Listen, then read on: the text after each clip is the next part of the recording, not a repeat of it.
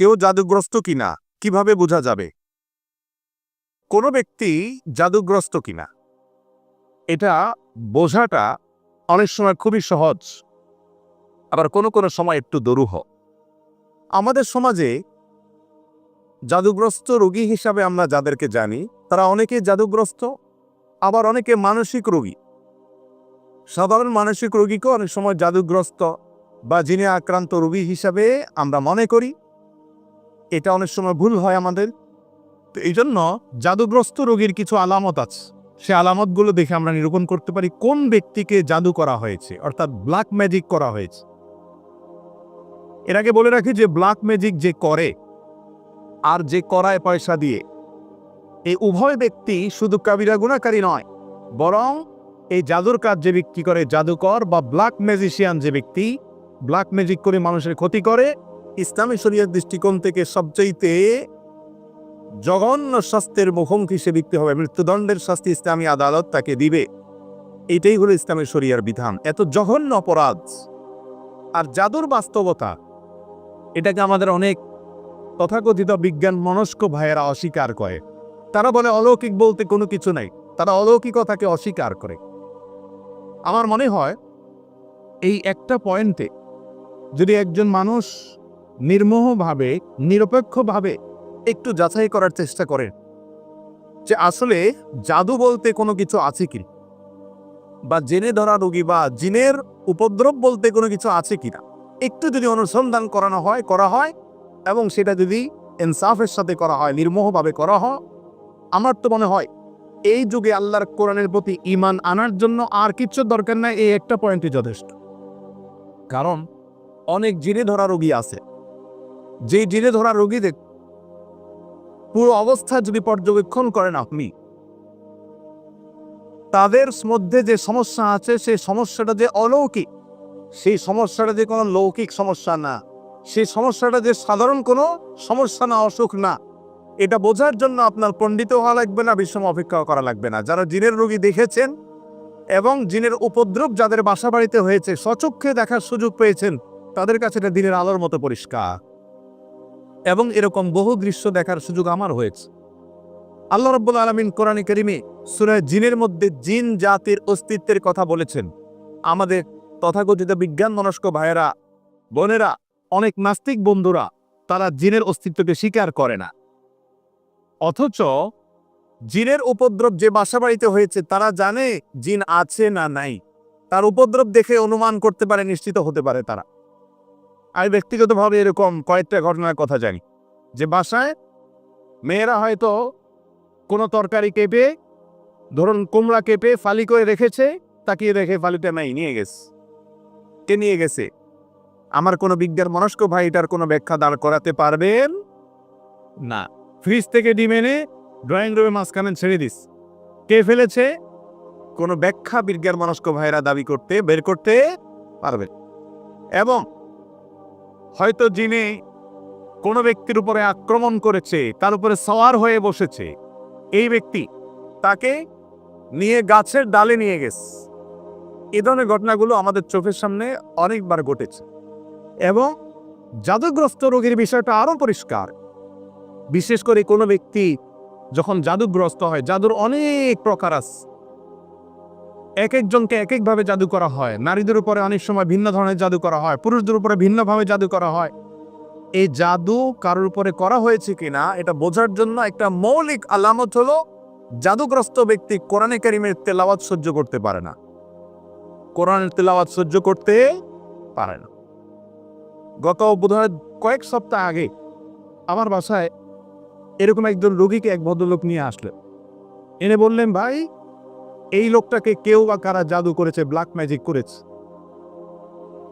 এবং তার আলামত হিসেবে তারা বললেন যে এ আজানের আওয়াজ শুনলে পাগলের মতো ছটফট করে, সে টিকতে পারে না, এবং কোরআনে কারিমের তেলাওয়াত সে শুনতেই পারে না। আমার চোখের সামনে তার সঙ্গে যখন কথা হচ্ছিল, কোরআনে কারিমের তেলাওয়াত শুনে তার শরীরে আমি নিজের চোখের সামনে দেখলাম যে তার পাগুলো, আঙ্গুলগুলো এরকম সব বাঁকা হয়ে যাচ্ছে, পুরো শরীর কোকড়ায় বোকড়ায় যাচ্ছে ভয়ঙ্কর ভাবে। আমার বিজ্ঞান মনস্ক ভাইয়েরা, কোরআন তেলাওয়াতের সময় কেন এমন হয়? তেলাওয়াত শেষ, আবার সে স্বাভাবিক। এটার কোনো ব্যাখ্যা কিয়ামত পর্যন্ত হয়তো দাঁড় করাতে পারবেন না।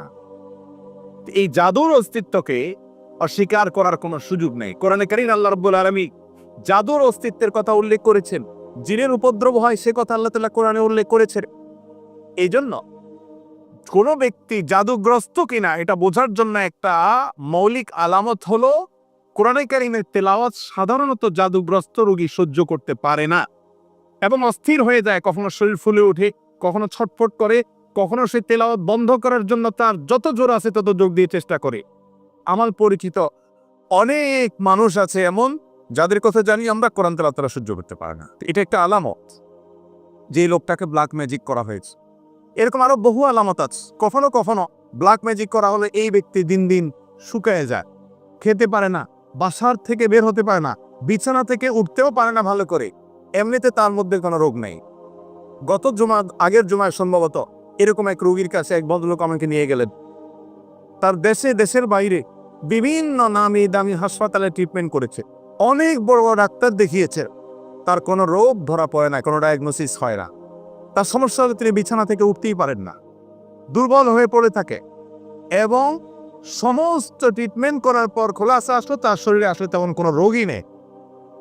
ভাইরা আমার, এই ধরনের সমস্যা আজকাল আমাদের ঘরে ঘরে অহরহ হচ্ছে। তো এই জাদু যেটা দিন দিন আমাদের সমাজে বেড়ে চলেছে, মূলত এখানে শয়তানের আশ্রয় নেওয়া হয় এবং কুফরি কালাম পাঠ করা হয়। এগুলোর মাধ্যমে মানুষের ক্ষতি করতে পারে। আল্লাহ রাব্বুল আলামিন সে অপশন রেখেছেন। এটা এক ধরনের পরীক্ষা, আল্লাহ বিভিন্ন হিকমা আছে এর পিছনে। তো যাই হোক, তো এই ধরনের জাদুগ্রস্ত ব্যক্তি যদি ধরার পরে এই ব্যক্তি ট্রিটমেন্ট কি সেটা বলার আগে আরো কয়েকটা আলামত বলি।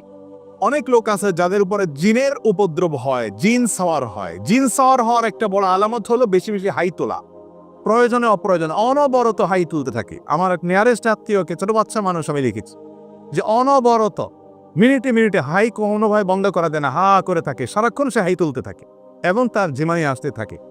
এটা এক প্রকার আলামত দুষ্ট জিনের উপদ্রব কারোর উপরে হওয়া। এর পাশাপাশি চোখ দিয়ে অনবরত পানি পড়তে থাকার অনেক আলামত আছে। বিশেষ করে যারা সেরাই ঝাড়ফুঁক করেন এই সমস্ত লোকেরা এগুলো ভালো বলতে পারবেন। আমি মৌলিক কয়েকটা আলামত বললাম, এই সম্পর্কে আমি এক্সপার্ট না। এই জন্য যেগুলো আমার চোখের সামনে দেখেছি, বিভিন্ন অভিজ্ঞ ব্যক্তির অভিজ্ঞতার আলোকে লিখেছেন এবং বর্ণনা করেছেন, সেগুলো আলোকে কয়েকটা আলামত বললাম। জাদু থেকে বেঁচে থাকার জন্য সাধারণভাবে আমাদের আমল হলো সকাল সন্ধ্যার দোয়াগুলো বেশি বেশি করে পড়া। আমরা একটা ছোট্ট বই লিখেছি, সকাল রাসূলুল্লাহ সাল্লাল্লাহু আলাইহি ওয়াসাল্লামের সকাল সন্ধ্যার দোয়া ও জিকির। এই বইটা as-সুন্নাহ ফাউন্ডেশনে অর্ডার করে যে কোনো জায়গা থেকে পাওয়া যেতে পারে।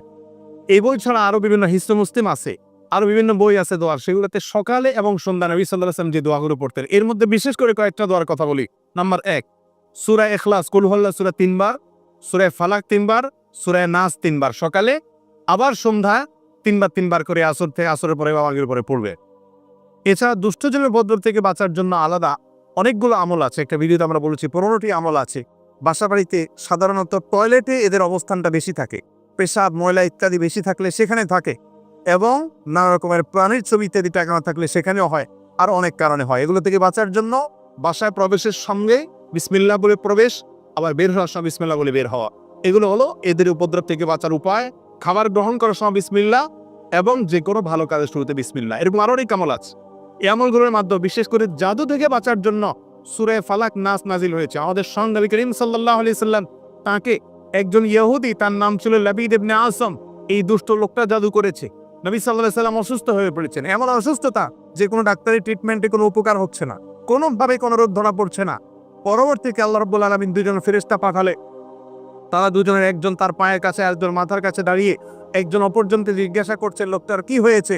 তখন অপরজন জবাবে বলছেন তাকে জাদু করা হয়েছে, সাধারণ কোনো রোগ না।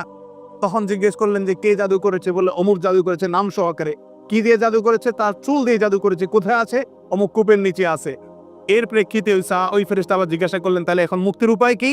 তখন বললেন এই কুল আউযু বিরাব্বিল ফালাক, কুল আউযু বিরাব্বিন নাস। এই দুটি সূরা জাদু থেকে মুক্তির জন্য অসম্ভব উপকারী আমল। আর কোন বাসায় এই ধরনের কোন উপদ্রব থাকলে সূরা বাকারা তেলাওয়াত করা সম্পর্কে হাদিসে নবী করিম সাল্লাল্লাহু আলাইহি ওয়াসাল্লাম বলেছেন, যে বাসায় সূরা বাকারা তেলাওয়াত করা হয় সে বাসায় দুষ্ট জিন বা শয়তানের উপদ্রব থাকে না। আল্লাহ তাআলা হেফাজত করেন। এবং এই আমলগুলো আল্লাহর কসম করে বলেছে আমি ব্যক্তিগতভাবে বহুবার অ্যাপ্লাই করেছি, আমল করে দেখেছি, সাথে সাথে উপকার পাওয়া যায়। কোনো কোনো সময় ছোট ছোট বাচ্চাদেরকে দেখবেন 2 বছর 3 বছরের বাচ্চা এমন অস্বাভাবিক আচরণ করে, যে অস্বাভাবিক আচরণটা কোনো ব্যাখ্যা দিয়ে আপনি দাঁড় করাতে পারবেন। হঠাৎ করে সে পাগলামি এমন করে, সীমা ছাড়িয়ে পাগলামি করে, আপনি সাথে সাথে আউযু বিসমিল্লাহ পড়ে সূরা ফাতিহা পড়েন, সূরা ইখলাস, ফালাক এবং নাস, কুল হুয়াল্লাহু রাব্বুন নাস, যতটুকু পারেন নিজে নিজে পড়েন, পড়ে তাকে ফু দেন, এবং আর কিছু না পারেন অন্তত 3 কুল পড়ে পড়ে ফু দেন। সাথে সাথে ইনশাআল্লাহ আপনি দুষ্টজনের উপদ্রব থেকে বাঁচার আলামত নমুনা পাবেন। আর কিছু না পারেন সূরা বাকারার তেলাওয়াত, কোরআনে কারীমের তেলাওয়াত অনলাইন থেকে, ইউটিউব থেকে খুঁজে বের করে চালু করে দেন। সাথে সাথে দেখবেন যদি ওই জাতীয় সমস্যা হয়ে থাকে, দেখবেন সে শান্ত হয়ে গেছে। এবং এটাও ব্যক্তিগতভাবে আমি বহুবার আমল করে দেখেছি। অতএব ব্ল্যাক ম্যাজিক এখন ঘরে ঘরে, দুষ্টজনের উপদ্রব এখন ঘরে ঘরে, যারা সাফার করছে তারা জানেন। আমাদের সবাইকে নবী করিম সাল্লাল্লাহু আলাইহি ওয়াসাল্লামের শেখানো এই আমলগুলো করতে হবে। আর ব্ল্যাক ম্যাজিকের ট্রিটমেন্টের নামে যা হয় আমাদের দেশে, বিশেষ করে কবিরাজরা যা করে, এদের বেশিরভাগই হলো বাটপার কিসিমের, এদের বেশিরভাগ হলো প্রতারক কিসিমের।